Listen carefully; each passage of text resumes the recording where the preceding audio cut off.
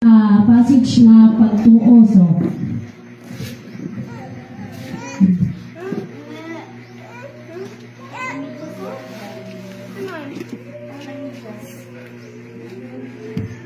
pagtuo mga isono sa Hebrew 11. Taas mo ni siya. So, basamulan ako siya di sa 1 nga paingon sa 3. Ang kahulugan sa pagtuo mao nga may kasiguruhan kita sa mga butang nga atong gilauman nga dili makita.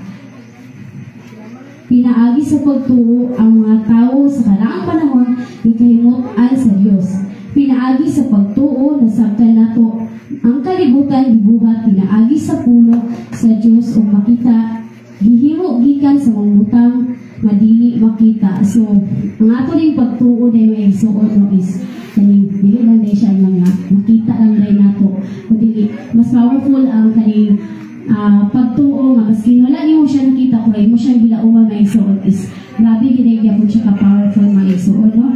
So kani sa nga passage mo igsuon is grabe siya ka amaze may igsuon no kay sa mga kini siya nga story is kani sa ato ang mga katigulangan sa unang mga igsuon no. Like nilang Abraham, nilang David, kung unsa day sila ka nagsalig sa atong buhi nga Dios ang ilang pagtuo. Grabe kayo ka-amaze ang Ginoo namuhat sa ila. Sa dihang di ay nga mutuo o musalig dita sa atong buhi nga Dios. Even sa mga pagsulay o kalisdanan, kung ato ading tuktan ang mga saad lagi hatag sa atong buhi nga Dios maigsoon is ang Dios magapamuhat mas bulig-on gyud kadiya even sa mga pagsulay mga igsoon. So kani siya nga mga pulong igsoon is